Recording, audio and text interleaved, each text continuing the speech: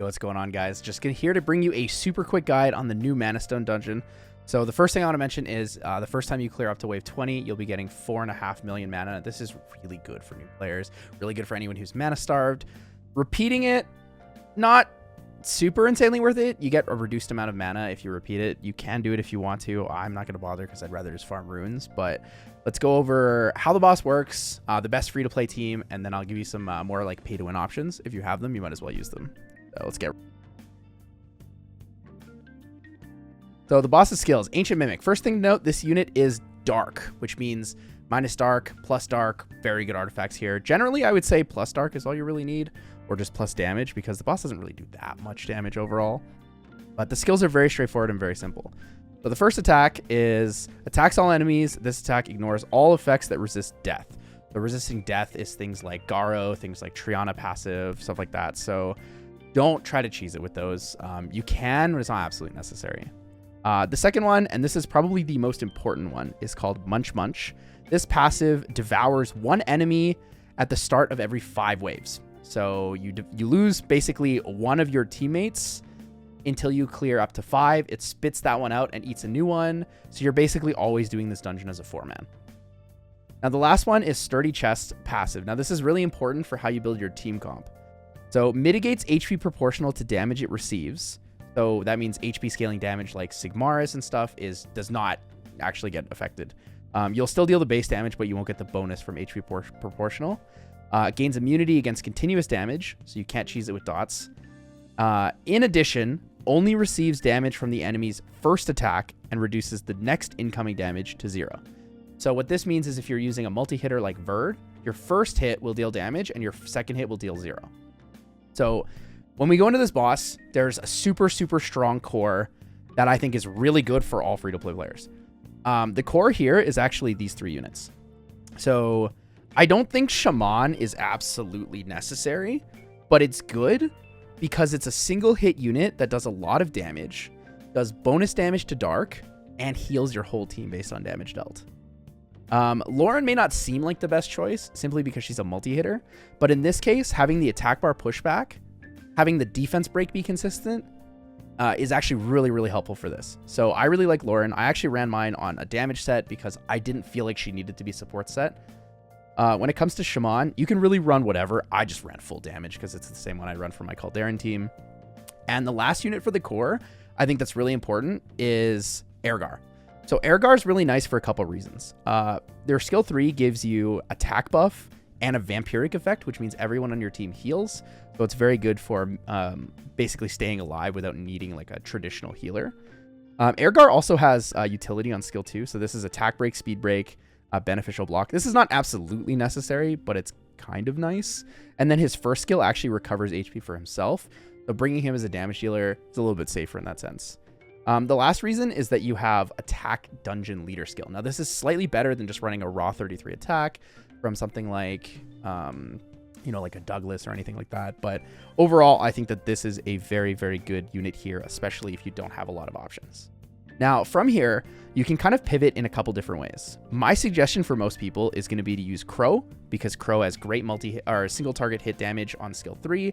Skill 1 is a defense break. And skill 2, while it won't deal damage on the second hit from whoever it pulls, it will lower the cooldown of that unit. So whoever you pull in these teams is generally going to be very, very effective and relevant for you. Now, your last slot, you have different options. If you have decent runes, I would just run a damage dealer here.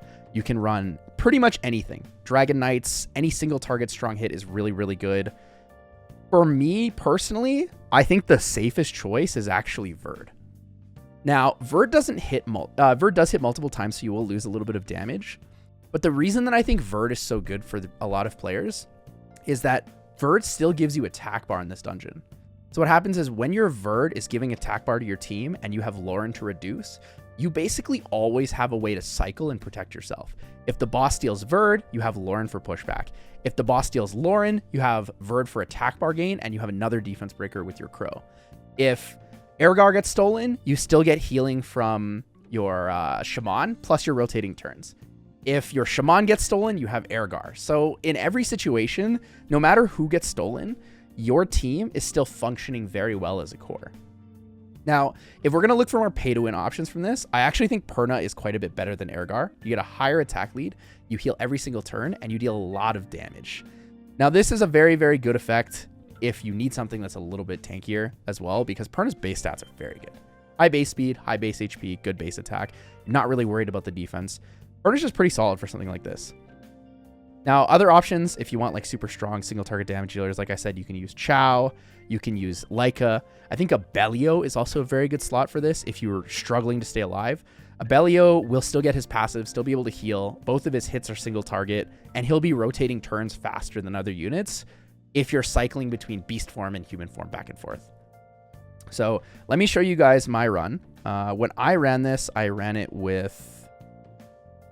I didn't run it with Verd. I ran it with something else that was also free to play, but Verd is pretty good. I can't remember what I ran. I wonder if I can check my record. Oh, I don't think I can. Lamel. Oh, I ran it with this. I ran it with Susano. So the reason I ran it with Susano was because I already had it ruined for siege offense and stuff. Looking at my Susano though, it is important to note, I don't think Violent is actually worth it in a dungeon like this. The boss moves fairly quickly. You're probably better off just getting more turns that are valuable instead of just getting extra turns raw, because it is a time dungeon.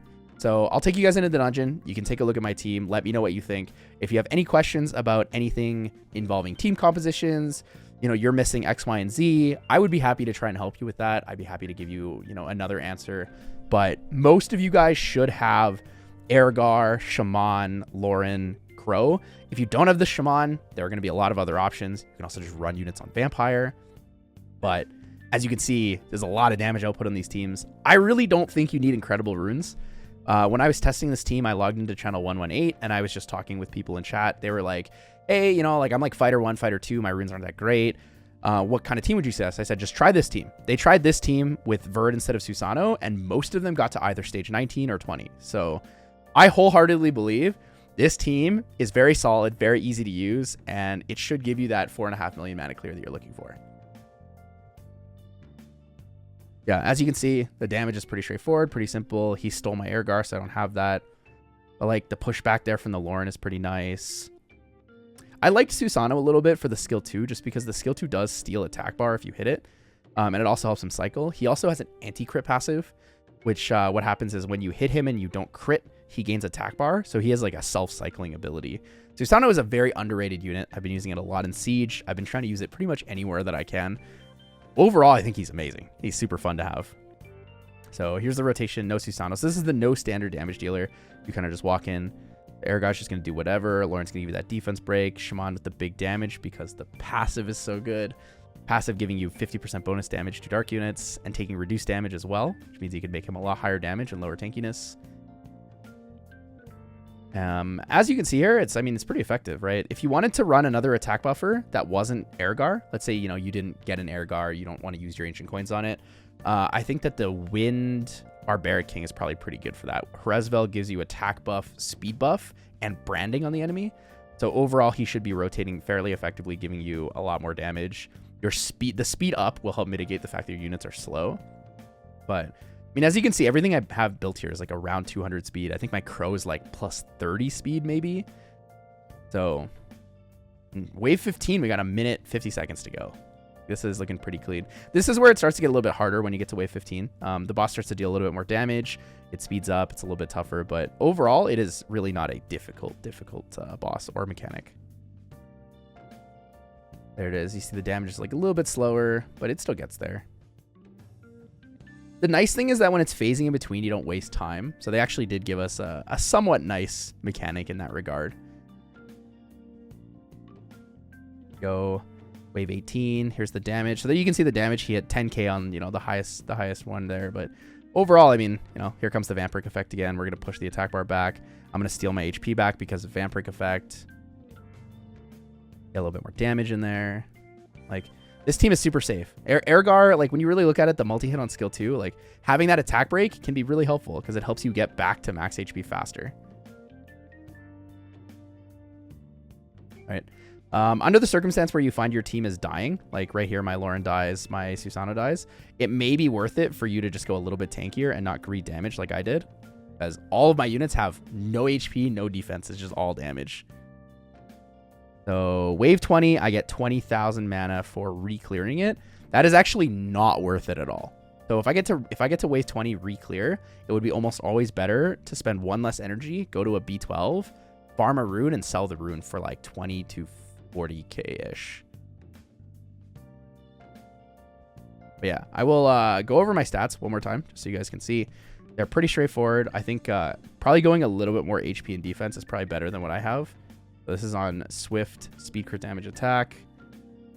My Lauren is on speed, crit damage, attack as well, on Fatal. And as you can see, like, no defense, a little bit of HP. My Crow is on attack, crit damage, attack, rage, just because this is my Necro build, or my R5 build. Then I have my Shaman, speed, crit damage, attack. Shaman likely will never die, just because of the way this passive works. Like, taking reduced damage and then dealing double damage is really strong. And the Susano. My Susano is this. My Susano is incredibly squishy, right? If instead I use my Verd, for example, where I have like the attack bar gain, I think it'll be a lot safer. Optionally, you don't even need a full damage Verd. You could just run like a really tanky safe Verd and you'll clear. Like I went into stage 20 with a minute 20 seconds, which means that you can probably run everyone with like 300 less attack, 30 less crit damage, give everyone more HP and defense, and you'll still clear with like maybe 20 seconds to go.